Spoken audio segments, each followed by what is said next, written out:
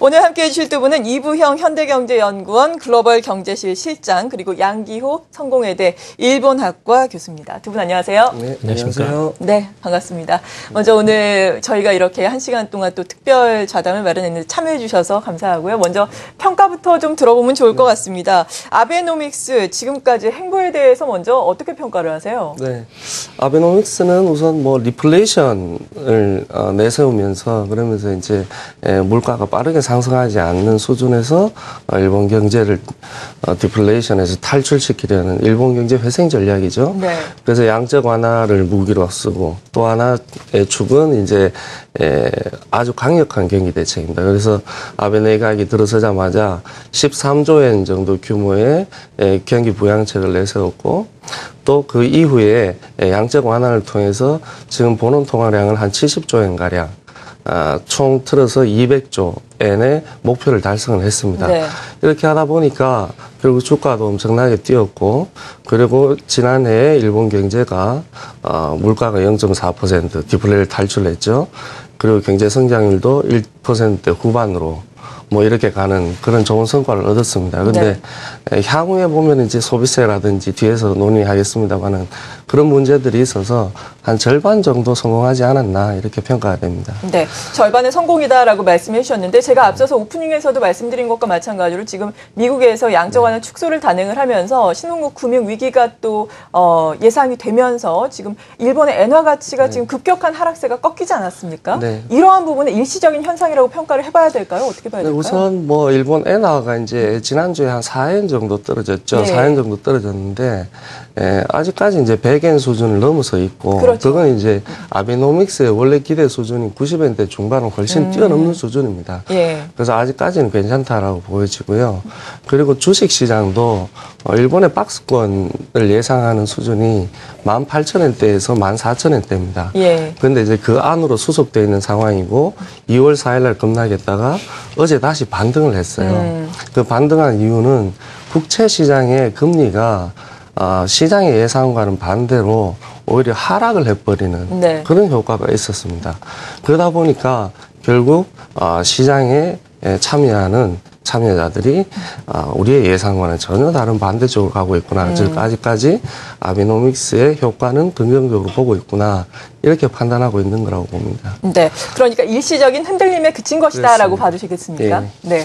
그리고 일본의 아베 총리 같은 경우에는 최근에 상당히 우경화 발언을 많이 내놓고 맞습니다. 있잖아요. 어떻게 보면 경제 행보보다는 정치적인 행보를 더 많이 하고 있다라고 볼 수도 있겠는데 먼저 최근에 이렇게 우경화 행보를 많이 보이는 특별한 이유가 있을까요? 어떤 평가를 내리고 계세요? 원래 아베 정권의 속성이라는 게 아베노믹스 못지않게 어떤 그 정치적인 우경화라는 것이 굉장히 중요합니다.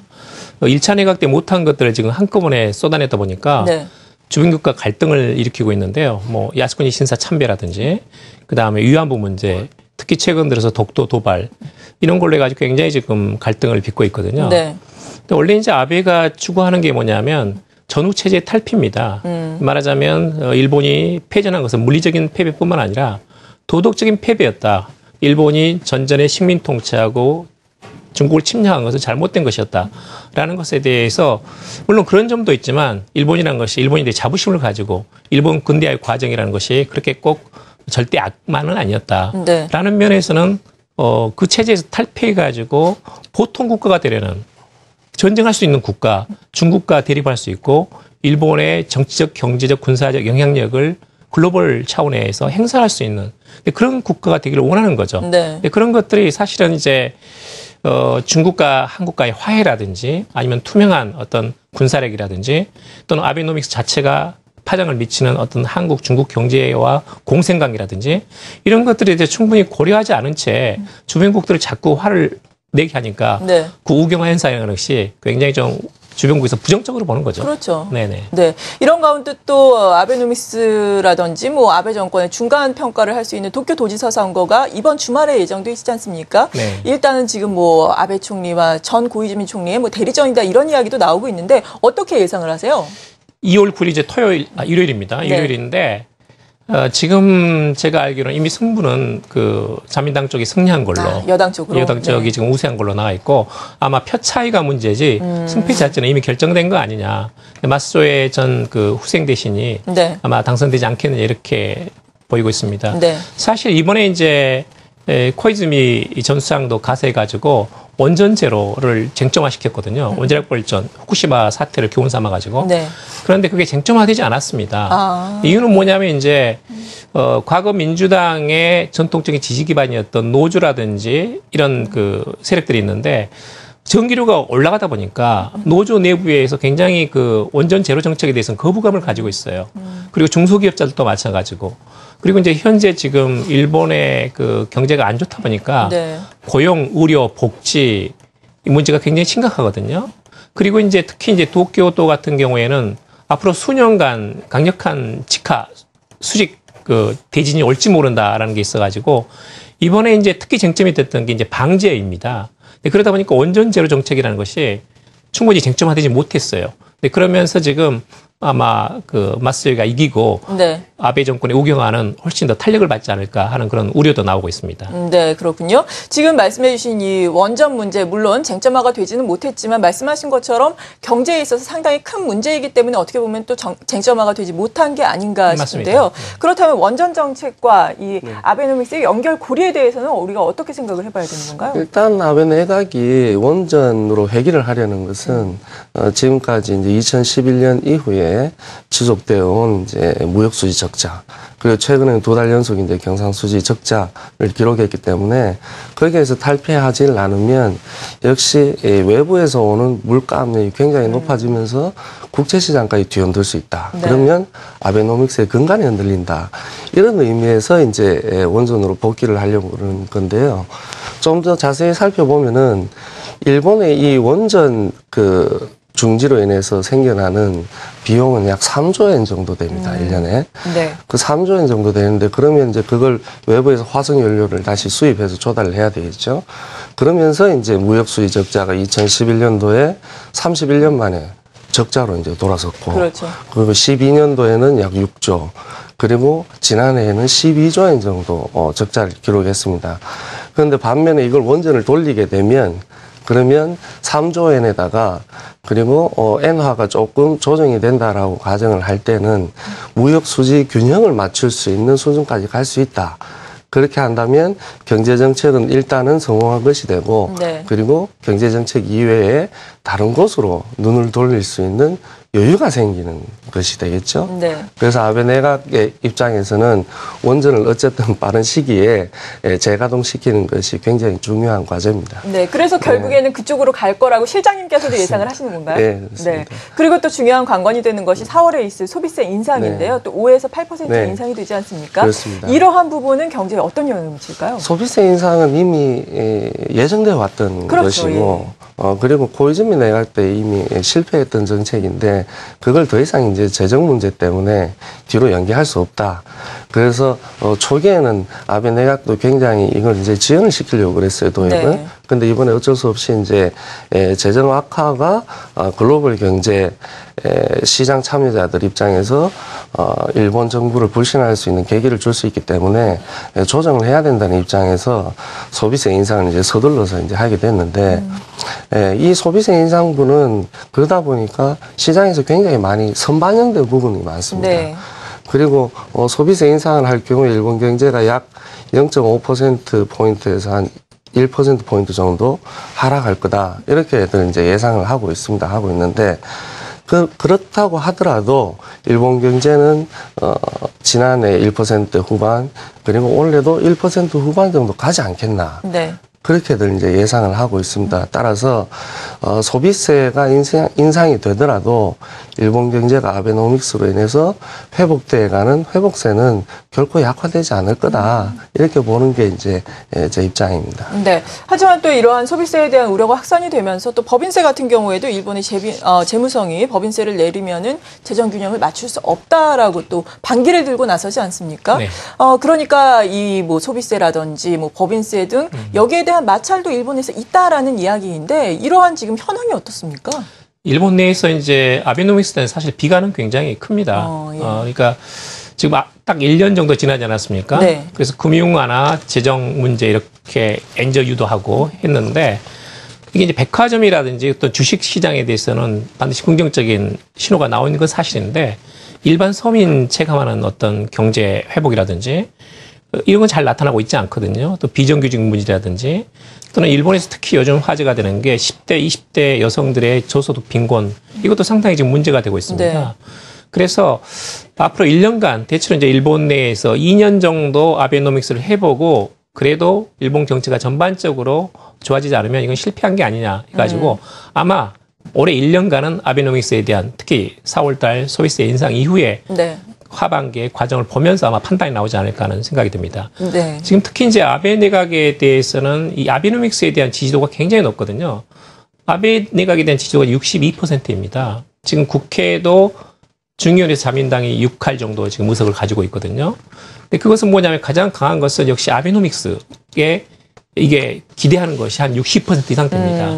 그리고 이제 아베 내각을 지지하는 사람들의 그런 어떤 설문조사를 해보면 아베노믹스 때문에 아베를 지지한다는 것이 85% 육박합니다. 예. 맞습니다. 그러니까 사실은 이제 이런 정치 경제 면에서 아베노믹스에 대한 지지가 있는데 기본인데 이것을 자꾸 우경화시키면서 자신의 어떤 정치적인 우경화 행보에 대해서 지지라고 오해하는 부분이 있거든요. 아, 예. 이런 약간 괴리 현상이라는 것이 있는데 그거 자체를 아베 내각이 충분히 인식하지 못하고 있다라는 생각이 듭니다. 네, 그러한 부분은 좀 안타까운 부분이네요. 아무튼 그런데 앞서 말씀해 주신 것처럼 앞으로의 1년이 아베노믹스라든지 아베의 정치에 대해서 네. 평가를 하는 중요한 시점이라면은 1년에 상당히 단기적에 치중하지 않겠습니까? 지금 너무나 단기적인 성과에 치중을 하고 있다. 장기적인 점을 못 보고 있다는 지적도 있는데 여기에 대해서는 어떻게 생각하세요? 그것은 이제 아베 내각 또는 일본의 이제 우파들의 전체적인 전략 부재인데요. 예. 말하자면 지금 아베의 관심이 가지고 있는 것은 일본인들이 자부심을 가지는 거, 그 다음에 영토 영해를 지키는 것, 특히 이제 중일 간의 갈등에서 충분하게 중국과 대결할 수 있는 군사적인 억지력을 확보하는 것, 이것이 굉장히 중요하거든요. 네. 그리고 나서 이제 집단적 자위권을 도입을 하고 평화헌법을 개정한다고 하는데, 그럼 집단적 자위권을 도입하고 평화헌법을 개정해가지고 전쟁할 수 있는 나라 일본이 된다면, 그러면 일본의 미래상이란 것은 무엇인가? 일본이 동북아에서 또는 아시아에서 또는 글로벌 국가로서 일본이 다시 형성이 되면서 새로운 메시지를 던지고 일본인뿐만 아니라 아시아에 어떤 기여할 수 있는 부분은 무엇인가에 대해서는 총체적인 어떤 국가 비전이라는 것이 없는 거예요. 아, 예. 그러다 보니까 단기적인 성과는 있습니다. 아베노믹스도 그렇고 미일 동맹 강화도 그렇고 그다음에 여러 가지 법안을 개정을 해가지고 교육기본법도 개정하고 하는 면에서는 본인이 추구하는 바가 단기적으로는 성취되는 부분이 있는데 그러면 전반적으로 과연 일본이라는 나라 자체를 어떻게 끌고 갈 것인가? 동북아 국가들과 어떻게 공존해 나갈 것인가에 대해서는 전략 부재라는 게 있거든요. 네. 이런 점이 아까 말씀하신 단기적인 전략은 있지만 장기적인 전략 부재라는 것에 정말 그대로 들어맞는 게 아닌가 하는 생각이 듭니다. 네, 그렇다면 향후에 동북아 정세는 어떻게 또 이어질지 그리고 세계 경제에는 이러한 아베노믹스가 어떤 영향을 미치게 되는지 우리가 또 집중적인 논의를 해보겠습니다. 저희가 오늘 이 시간 아베노믹스의 폭주, 이 브레이크 걸리나라는 타이틀을 가지고 여기에 대해서 논의를 해보고 있는데 앞서 말씀드린 것에 대해서 자세한 논의를 해보기 전에 이 시각 현재 시장 상황은 어떤지 잠시 듣고 가겠습니다. 유름 캐스터 전해주시죠. 네, 시장 시작한 지가 1시간 20분 정도 지났습니다. 지난 밤에 다우와 S&P 500 지수가 7주내 최대 상승폭을 보이면서 다소 안정적인 흐름을 보인 것도 우리 증시에 영향을 주고 있습니다. 지난주 이 신규 실업수당 청구 건수가 크게 감소하면서 이 고용 개선에 대한 기대가 커진 것이 증시 반등에 상당 부분 영향을 줬습니다. 전반적으로 봤을 때 1% 이상의 반등세를 보여줬고요. 영국과 프랑스 그리고 독일 시장의 움직임까지 유럽 시장도 상당 부분 좋았습니다. ECB가 이날 시장의 예상대로 기준금리를 동결했고 영란은행 역시도 기준금리를 0.5%로 동결하고요. 자산 매입 규모를 그대로 유지하는 것으로 이제 나왔습니다. 전반적으로 봤을 때 시장 예상했었던 결과들이 나오면서 시장의 움직임이 상당 부분 미국과 유럽 편안하게 일단은 잠자리에 드실 수 있었을 것 같은데요. 우리 시장의 움직임 일단 오늘 반등권에서 출발하고 있습니다. 코스피 지수가 0.16%, 3포인트가량 추가적으로 반등하면서 1910선의 움직임 보여주고 있고요. 코스닥 시장 512선까지의 반등세를 보이고 있습니다. 자, 일본 시장이 14,391엔을 이런대를 기록하고 있는데요. 추가적으로 1.6% 이상 상승하고 있고 오늘 엔달러 환율은 여전히 101.2엔대 흐름, 9엔대 흐름을 기록하고 있습니다. 원달러 환율이 1,075원대까지 하락 반전한 것이 눈에 띈다고 보시면 되겠습니다. 오늘 코스피 시장에서 일단은 외국인들의 매매 동향을 주목하고 있습니다. 그동안의 매도가 집중되면서 누적으로 봤을 때 2조 원이 넘는 규모를 팔고 있는 상태인데요. 오늘 일단은 나흘 닷새 만에 매수 우위로 출발하는 것이 눈에 띕니다. 매수 규모가 1시간 반이 흘렀다는 것을 어느 정도 기대할 때는 조금 미약한 상태이지만 596억 원의 매수로 반전된 상태이고요. 그동안 시장을 방어했었던 기관들 오히려 오늘 600억 원대의 매도 우위로 출발하는 것이 눈에 띈다고 보시면 되겠습니다. 코스피 시장의 시가총액 상위 종목들 보시죠. 전일 대형 기술주의 반등세가 상당 부분 눈에 띄었는데요. 오늘 SK하이닉스가 추가적으로 반등하는 흐름이 올라오고 있고요. 현대차, 현대모비스, 기아차까지도 일단은 반등권 안에 합류하는 것이 눈에 띄는데요. 기아차가 오늘은 1.3%의 현재 시간에는 53,000원대 흐름을 기록하고 있습니다. 특히나 외국계 창구를 통해서는요. 한국전력의 움직임이 눈에 띄는데요. 2% 이상 반등하면서 오늘 36,000원대까지의 흐름을 보여주고 있습니다. GS건설의 소식 알고 계실 텐데요. 실적 발표 이후에 일단은 유상증자설에 대한 부분들이 오늘 장 초반에 나오면서 11% 이상의 급락세를 보여주고 있습니다. 부진한 실적에도 불구하고 건설주들의 반등폭이 눈에 띄었는데요. 오늘 대부분 투신권에서 영향을 받으면서 다소 시장에서 조정을 받는 양상이 이어지고 있고요. 조선주들 현대미포조선이 실적을 발표하면서 좋지 않은 흐름들이 이어지는 것이 특징적이라고 보시면 되겠습니다. 코스닥 시장의 매매 동향 보시죠. 일단 전일의 매수 규모가 상당 부분 적극적이었는데요. 오늘 소폭의 매도 우위로 외국인의 매도세가 출발하는 것이 눈에 띈다고 보시면 되겠습니다. 시총 상위 종목들 일단 반등권 안에 들어있고요. 그동안에 낙폭이 컸었던 종목들 위주로 매수세가 확대되는 움직임이 꾸준하게 포착되고 있습니다. 시황센터였습니다. 아베 내각의 중간평가 성격을 띈다라고도 볼 수 있는 도쿄 도지사 선거를 이번 주말에 앞두고 저희가 아베노믹스에 대해서 그리고 일본의 우경화 행보 그리고 앞으로의 나아가야 할 방향에 대해서 심층 진단을 하고 있는 시간 마련을 하고 있는데요. 그렇다면은 아베노믹스 앞서서 반 정도의 성공이다라고 평가를 해주셨는데 네. 사실 이것이 일본뿐만 아니라 글로벌 경제에도 미치는 영향이 있지 않습니까? 네. 어떻게 판단을 하세요? 우선 그 아베노믹스라는 게 굉장히 비정상적인 경제 정책입니다. 예. 재정 여건이 안 되고 그리고 잠재 성장률이 거의 뭐 0% 이하. 즉 다시 말하자면 이제 GDP 갭이라고 그러죠. 수요가 공급의 차이가 마이너스로 나서 더 이상 경제에 여력이 없는 그런 경제인데 보통은 이제 한번 파탄을 하고 난 다음에 다시 재생시키는 그런 전략들이 이제 나오게 되는데 네. 아베노믹스는 그 위에다가 이제 기름에다가 불을 붙이는 그런 이제 성격의 정책입니다. 다만 이제 이게 특히 이제 통화 정책 그리고 엔화 관련해서는 미국이라든지 EU 국가들이 일본이 세계에서 차지하는 GDP 비중이 7%가 되는데 일본의 경제가 우선 살아야 된다라는 데 이제 공감대를 형성하면서 용인받은 바가 있습니다. 그렇기 때문에 선진국 사회에서는 이제 우리 한국이라든지 중국이라든지 일본과 경쟁하는 국가들의 목소리가 굉장히 침투하기가 어려운 지금 상황인데 한국 입장에서 보면은 그 때문에 이제 걸린 궁핍화 피해를 입고 있다. 이렇게 네, 이제 그렇죠. 봐야 될 것 같아요. 예전에 일본이 대동아 공영권이라는 이야기를 한 적이 있습니다. 그걸 하면서 아시아 경제를 부흥시키겠다. 그런데 결국은 이제 수탈의 결과로 끝났단 말이죠.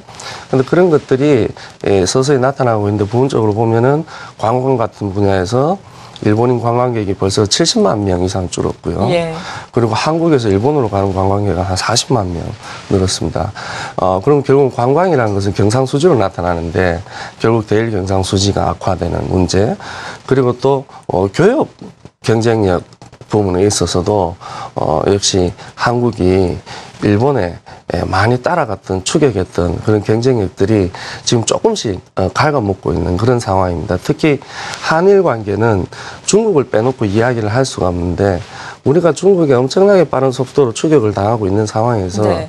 일본에까지 경쟁력을 좀 손해를 본다. 그렇게 되면 중장기적으로 한국의 산업 경쟁이 굉장히 타격을 받을 수가 있죠.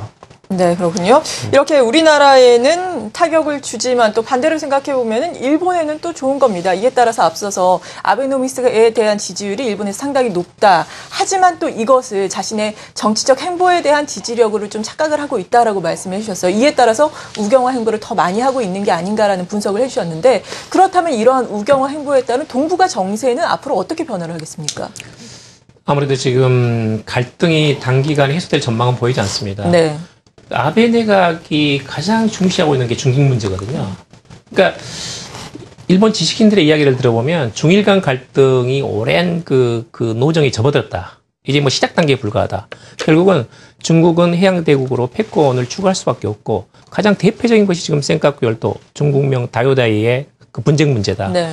여기서 일본은 밀릴 수가 없고 일본은 반드시 중국에 대결할 만한 군사적인 능력을 보유해야 된다라는 겁니다. 근데 그러기 위해서는 집단적 자위권도 도입하고 그리고 또 말하자면 헌법 개정도 해야 된다라는 거거든요. 근데 문제는 뭐냐면 이게 일본인 스스로가 또는 일본 정부가 스스로 약속한 것을 다 깨뜨리는 겁니다. 1951년에 샌프란시스코 강화지역에서 일본이 국제사회에 복귀했을 때 일본은 도쿄 재판을 받아들이고 전쟁에 통절하게 반성함으로써 복귀한 거거든요. 지금 야스쿠니 신사 A급 전범이 다 모셔져 있는데 거기에 지금 A급 전범이 14명 중에서 13명이 중일전쟁에 가담한 장본인이고 그리고 그중에 한 명은 남경 대학살 총지휘자입니다. 그러니까 중국은 어떻게 생각하냐면 이건 도저히 받아들일 수 없는 거죠. 그리고 뿐만 아니라 중일 국회 정상화 때 일본은 중국 인민에 끼친 다대한 피해에 대해서 통절히 반성하고 라는 약속을 했고 일본이 스스로가 무라야마 다마를 발표해가지고 말하자면 아시아에 대한 피해에 대해서 충분히 반성한다는 것을 표명했거든요. 그러니까 국제 조약 그리고 일본인 스스로 약속, 일본 정부와 한국 정부 또는 중국 정부 약속을 깨트리면서 하고 있기 때문에 그것들이 주변국을 화나게 할 수밖에 없는 거거든요. 더구나 영토 분쟁이 나오게 되면 누구나 양보할 수 없습니다. 그렇죠. 그건 뭐 중국, 한국, 러시아 다 양보할 수 없습니다. 일본도 마찬가지입니다. 그래서 그 문제를 자꾸 들추고 나오면 결국은 위안부 문제, 야스쿠니까지 이렇게 복합적으로 중증적으로 어떤 말하자면 일본 정부의 맨 얼굴이 드러나면서 한국이나 중국, 심지어 미국까지 이거 존시 여성의 보편적인 인권 문제를 자꾸 일본이 왜 건드느냐. 미국 조야에서도 지금 자꾸 지적이 나오고 있고 하거든요. 그래서 이번에 지금 2월 중순에 캐리 국무장관이 지금 아시아를 방문하는데 중국하고 한국 방문합니다. 말하자면 당연히 북핵 문제라든지 육자회담 이야기가 나올 텐데 일본은 배제되는 거거든요. 근데 그런 면에서는 일정한 경고를 지금 미국에서 던지고 있고 적어도 4월 달에 오바마 대통령 순방 전까지 일본이 적어도 미국, 한국, 중국에 대해서 유화적인 카드를 제시하는 것이 바람직하죠. 근데 그런 면에서는 일본 내부에서 관계 개선에 대한 목소리도 나오고 있으니까 좀 약간 추이를 볼 필요가 있다라는 생각이 듭니다. 네. 하지만 지금으로서는 뭐 경기 활성화로 인해서 이러한 모든 것들이 어떻게 보면은 정당성을 부여받는다라고 일본에서의 컨센서스는 어떻겠지만 뭐 아베 총리 자신은 그렇게 생각하고 있는 것 같죠. 지금 아무래도 지지대가 6할입니다. 62%거든요. 이건 강력한 겁니다. 그리고 이제 중의원이 지금 벌써 의석률이 6할대고 그리고 여러 가지 지금 부분에서 아베노믹스 지지라든지 굉장히 안정된 상태고 특히 야당은 지금 아베 정권을 견제할 만한 힘이 없습니다. 지금 내일부터 민주당 전당대회가 열리는데 그동안 민주당이 제 역할을 못했거든요. 그래서 일본 민주당이 어떤 이야기를 했냐면 저항 야당 선언을 했습니다. 선언을 합니다. 저항 야당이요? 예, 이제는 본격적으로 그야말로 아베 정권을 감시하는 그런 체제로 들어가겠다는 것이고 아사히 신문도 몇 번 충돌을 겪으면서 아베 정권을 적극적으로 감시하겠다 이런 이야기를 하고 있거든요. 또 NHK 말하자면 회장 발언부터 시작해가지고 아베 정권이 이거 지금 방송계를 장악하려는 의도가 있는 거 아니냐. 그 경영위원들을 3명, 4명을 자기 사람을 앉혀가지고 그런 면에서 일본 내부에서 상당히 지금 반발이 나오고 있습니다. 어느 선에서 본인이 이제 판단을 해가지고 말하자면 주변국과의 갈등을 해소할 수 있는 어떤 카드를 내놓아야겠죠. 당연히. 그런 카드가 좀 나오기를 바랍니다. 앞으로의 아베노믹스의 행보도 궁금한데요. 앞서서 뭐 우리나라에는 상당한 피해를 주고 있다. 하지만 뭐 일본에서는 그래도 반정도의 성공을 거두고 있다라고 말씀해 주셨는데 지금의 행보를 계속해서 이어나갈까요? 어떻습니까? 우선 뭐 일본 내부 상황부터 먼저 이야기를 하겠습니다. 일본 내에서는 아무래도 이제 아베노믹스로 인해서 향후 10년 동안 일본의 잠재 성장률이 2%대 정도 되지 않겠나. 그럼 뭐 2%대 꾸준히 성장한다는 거죠. 아무것도 하지 않아도. 있는 것만 투입해도. 그런데 아베노믹스가 이 2%의 잠재 성장률을 계속 유지하기 위해서는 저는 적어도 3가지 뛰어넘어야 될 장벽이 있다고 봅니다. 네, 어떤 우선 건가요? 첫 번째는 지금까지 이야기해왔던 정치, 외교, 군사 문제. 이건 더 이상 제가 말씀을 안 드리겠습니다. 그 두 번째는 Japanese back이라는 일본 재흥 전략입니다. 이건 이제 아베노믹스가 단기 전략에 치중하지 않느냐라는 그동안의 비판을 어쨌든 만회하려고 좀 중장기적인 산업 경쟁력 강화를 중심으로 해서 내세운 전략인데 이게 원래는 지난 9월 달부터 12월까지 다 구체적인 법안들이 마련되고 제도화돼서 추진되었어야만 되는데 지금 네. 아직까지 그게 굉장히 지연이 되고 있어요. 그리고 올해도 쟁점 자체가 이미 아베노믹스 이외의 군사 외교 정치 부문으로 이미 넘어가 버렸기 때문에 이게 제도화하는데 상당히 기간이 걸릴 거다라는 그런 우려가 있습니다. 그래서 이걸 빨리 해소해야 되는 문제. 또 한 가지는 이제 역시 소비세 인상 그리고 이제 물가 상승률 이 플러스로 전환되면서 1% 중반대에 이르러 있는데 지금 현재 과연 어떻게 임금을 보전해 줄 거냐, 소득을 어떻게 보전해 줄 거냐 이 문제인데요. 지금까지 보면은 일본의 실질 임금 수준은 많이 낮습니다. 계속해서 이제 90년대 버블 꺼지고 난 이후에 몇 년을 제외하고는 실질 임금 상승률이 마이너스이기 때문에 사실 경제가 성장하더라도 그 과실이 저 밑바닥 저변까지 이제 아직까지는 확산이 되어 있지 않죠. 그걸 어떻게 이제 밑바닥 온기 그러니까 아랫목을 따뜻하게 해줄 거냐 이게 이제 아베노믹스의 성공의 관건이라고 그렇게 봐집니다. 네. 그런데 그 앞에 그걸 하기 위해서는 결국은 지금 수혜를 받고 있는 일본의 수출 대기업 그리고 이제 또 일본에서 특권을 누리고 있는 노조 그리고 또 중상위층의 소득 계층들 이런 계층들이 얼마만큼 주머니를 털어낼까 이게 이제 관건인데 두고 네. 봐야 되겠죠. 네, 그렇다면 개인적으로는 뭐 아베노믹스가 성공을 할 것이다 여부에 대해서는 어떤 판단을 내리고 계세요? 굉장히 애매한 상황이어서 아마 분기는 그걸 판단할 수 있는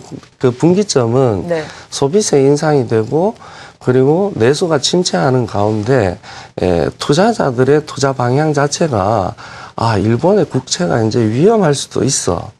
이런 상황에서 국제시장에서 돈이 빠져나간다고 한다면 네. 아마 실패를 하게 되는 것이고 그럼에도 불구하고 엔화와 일본 국채는 안전자산이다. 그래서 지금까지와의 행태와 똑같은 행태를 반복하게 되는 시점 그게 아마 6월 달에서 9월 달이라고 봐집니다. 그래서 가을쯤 가면 아베노믹스의 성패에 대해서는 완전히 갈리지 않을까. 그렇게 생각이 됩니다. 네, 그렇군요. 그렇다면 우리나라의 입장에서는 이렇게 아베노믹스가 성공을 하는 게 좋을까요? 아니면 좀 어느 정도 좀 실패를 하는 게 좋을까? 어떻게 판단을 하세요? 그건 아주 단순 명쾌합니다. 예. 성공하는 것이 좋습니다. 성공하는 것이 좋다. 네, 일본 설명을 해주시죠. 경제가 활력이 붙어야 예. 한국 경제도 도움이 됩니다. 지금까지 그랬거든요. 그건 앞으로 또 그럴 겁니다. 네. 일본 경제가 문제는 지금 원전 사태 이후로 그 제조업에 말하자면 상당히 약화되고 또 뿐만 아니라 이제 여러 가지 특히 그 에너지원을 대의존함으로써 굉장히 무역 적자가 심해지지 않았습니까? 그렇죠. 그런 면에서 사실 앞으로 일본 경제가 충분히 아베노믹스가 제대로 갈 수 있느냐에 대해서 굉장히 저 개인적으로 의구심이 들거든요. 그건 굉장히 아베노믹스 자체뿐만 아니라 예. 일본이 어떻게 에너지원을 보충을 해가지고 일본 경제에 활력을 나올 수 있는 시스템을 만들어갈 것인가 하는 것은 일본 자신의 문제이기도 하지만 한국도 언제까지나 원전이라든지 그런 화력 발전에 의존할 수 없기 때문에 재생에너지나 이런 부분에 대해서는 일본이 성공 모델이 한국에 더 좋은 겁니다. 그런 것들은 사실 공유하는 부분이 크죠. 네. 네. 그렇다면 아베노믹스 교수님께서는 성공을 할 것이라고 판단을 하세요? 저는 사실은 이제 전문가가 아니기 때문에 말씀드릴 수 없지만 사실은 약간 비관적입니다. 약간 비관적입니다. 지금 과연 소비세 4월 달에 인상 이후에도 아베노믹스가 성공해가지고 성장 전략 자체가 굉장히 지금 뚜렷하게 보이지 않는 부분이 있거든요. 또 성장 전략이 어떻게 서민 경제까지 이어질 것인가에 대해서는 어떤 로드맵이 안 나온 상태입니다. 그런 면에서는 금년 말에 아마 아베노믹스의 한계가 오지 않을까. 저는 중간 지점에서 약간 비관적인 그런 입장입니다. 네, 그렇군요. 그리고 정책 쪽에서 아무래도 더욱더 전문으로 하고 계신데 그렇다면 한일 관계 앞서서 우경화에 대해서 저희가 많은 이야기를 나눠봤는데 이 부분에 있어서 풀어야 할 과제는 어떤 것들이 있는지 마지막으로 말씀을 해주시겠다면 어떤 말씀을 해주고 싶으세요? 지금 이제 투 트랙으로 가야 된다. 예. 하나는 이제 영토 역사 문제에 대해서 단호하게 하되 경제협력과 시민교류는 더욱더 활성화시켜야 된다는 겁니다. 지금 아까도 이야기가 있었지만 일본 관광객 감소했거든요. 그렇죠. 엄청나게 감소했습니다. 이것은 일본 내에서 지금 혐한 감정이 있습니다. 근데 혐한 감정을 내세워야 잡지가 팔리고 시청률이 올라가는 그런 상태거든요. 근데 그런 면에서는 굉장히 안타까운 일이고 어떤 이런 감정을 극복할 수 있는 어떤 대안이 나와야 된다는 것이고 또 하나는 이제 한국에서 작년에 대법원 판결로 일본 대기업 미쓰비시를 비롯해 가지고 강제징용에 대한 배상 판결이 나왔습니다. 그러다 보니까 지금 작년에 일본 기업들의 대한 투자가 절반 이하 수준으로 굉장히 떨어졌거든요. 네. 근데 그런 것들은 한국 경제에도 사실 좋지 않습니다. 지금 40여 차례가 넘게 한일 경제협력위원회가 열리고 있거든요. 네, 이번에 도쿄에서 또 열립니다. 그런 면에서는 경제협력 시민교류에 있어서는 아주 적극적으로 할 필요가 있다라는 네. 것이고 내년이 이제 2015년 한일 국교 정상화 50주년이거든요. 근데 그런 면에서는 대규모 교류 프로젝트를 지금부터 생각해 볼 필요가 있다라는 겁니다. 항상 전쟁 가운데서 평화를 생각하고 미래를 생각한다는 말이 있습니다. 네. 그런 면에서는 경제적인 협력이 불가결한 것이고 오히려 더 적극적인 아이디어를 낼 필요가 있다라는 걸 말씀드리고 싶습니다. 네, 전반적으로 봤을 때 경제적인 협력을 해야 하고 또 민간적인 측면에서도 교류를 할 수 있는 여러 가지 맞습니다. 프로젝트를 만드는 것이 한일 관계에 있어서 또 경제적으로도 윈윈하는 데 있어서 필요하다라는 말씀이시네요. 그렇습니다. 네. 그리고 투자자의 입장에서는 뭐 일본의 경제 정책이라든지 뭐 일본의 증시라든지 앞으로 어떤 점에 주목을 해야 될까요?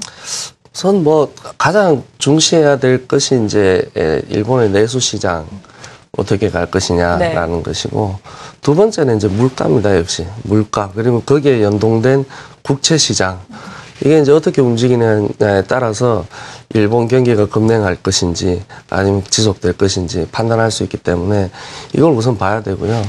그 두 번째는 아베노믹스는 이미 말릴 수가 없습니다. 더 이상 폭주기관차를 어떻게 말리겠어요? 예. 말릴 수가 없고 다만 할 수 있는 게 이제 우리나라와 산업 구조 그리고 글로벌 시장에서 경쟁하는 경쟁 구조가 비슷한 국가들 예를 들면 뭐 중국을 포함한 아시아 국가들 그리고 EU 쪽에서는 뭐 독일 같은 국가들 이런 국가들과 연계하는 방법을 한번 찾아볼 수가 있고요. 엔저를 너무 인위적인 엔저에 과연 세계 경제에도 좋은 것인지 아닌지 학계는 물론이고 산업계, 정치, 외교 뭐 할 것 없이 통틀어서 한번 진지한 논의를 한번 해봐야 되는 그런 시점에 와 있다 그렇게 봐지고요. 네. 그리고 마지막으로 이제 정부가 할 수 있는 일이라면 역시 창조 경제를 내세우지만 창조 경제를 추진함과 동시에 우리나라 산업 그러니까 전통 제조업부터 시작해서 최첨단 5차, 6차 뭐 심지어는 신매차에 이르는 융합 산업까지 어떻게 경쟁력을 중장기적으로 확보해 갈 것인지 여기에 대한 진지한 고민이 있어야 되고 또 로드맵 시급히 만들어야 된다고 판단이 됩니다. 네. 오늘 이 시간 이렇게 저희가 심층 진단으로 아베노믹스 폭주 브레이크 걸리나라는 타이틀로 이야기를 나눠봤는데 뭐 말씀을 해주시는 걸 들어보니까 아베노믹스의 폭주 브레이크가 걸릴 것 같지는 않습니다. 이에 따라서 두 분이 또 제시를 해주신 것처럼 우리나라도 많은 뭐 경제적인 측면에서 그리고 민간적인 측면에서 교류를 확대를 하면서 윈윈할 수 있는 전략을 또 찾아봐야 할 때가 아닌가 싶습니다. 이렇게 이 일본에 대해서 자세한 내용 알아봤고요. 앞으로도 아베 총리의 뭐 정치적 행보 그리고 경제적 행보를 우리가 눈여겨봐야 되겠습니다. 지금까지 함께 해주신 분은 이부형 현대경제연구원 글로벌경제실 실장 그리고 양기호 성공회대 일본학과 교수였습니다. 두 분 감사합니다. 감사합니다. 감사합니다.